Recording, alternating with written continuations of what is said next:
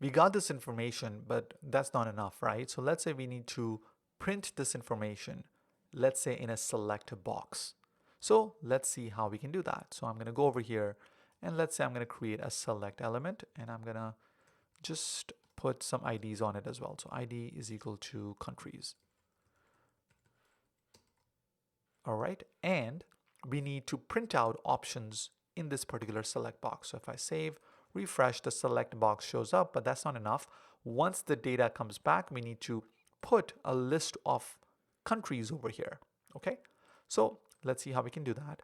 We can first, as a good developer, do document dot add event listener, and when the event DOM content loaded is triggered, then only we need to run a callback function so our application starts running.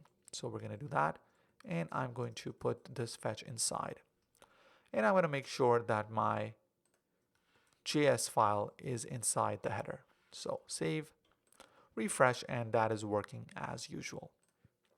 Now, after this information is received, we need to print this information, right?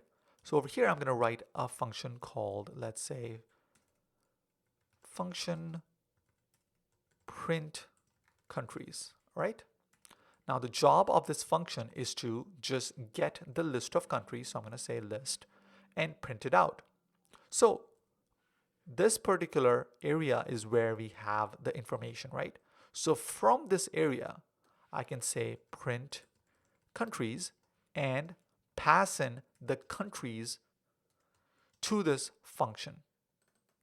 So JSON has all the information. We already know what JSON is. JSON is an object and it has a property called countries, and that's an array. So I can simply do JSON.countries, and when I do that, all the countries which are inside this particular array is going to be passed over here. So just to put it side by side so you capture this, JSON is the object, this has the property, JSON.countries is this array, so this array is going to be passed over here. Perfect, right? So just to make sure you got that right, I'm going to console.log list, and you'll see only the countries, the array over here. You see, that's the array.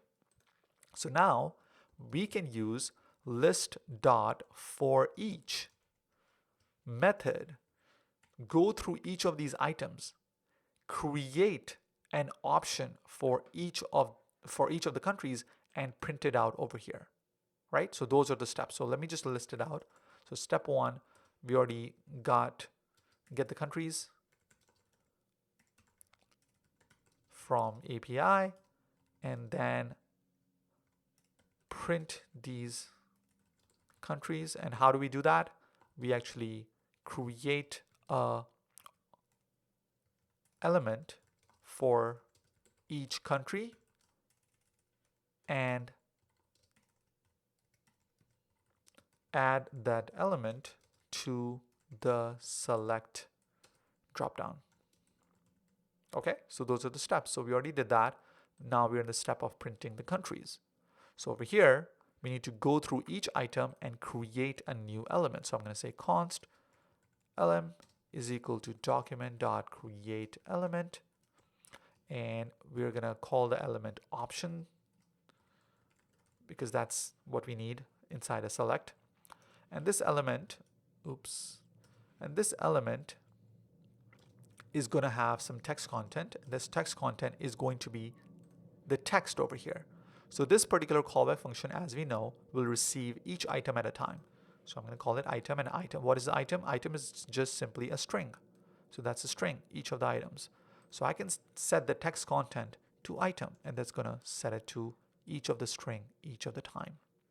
So that's good. We already went through the loop, but every time it goes through the loop, we need to add this element to the select box. So we need to first of all query this, right? So I'm going to come over here and say, not over here. It should be inside. Const select lm is equal to document dot query selector, and we need to get the select with the ID of countries. Okay, so that should get it. And we will, once we have this, we're gonna come over here and say select element dot append child, and we're gonna append this element like such. So save, refresh, and you see we have successfully created a drop down with the list of all the countries.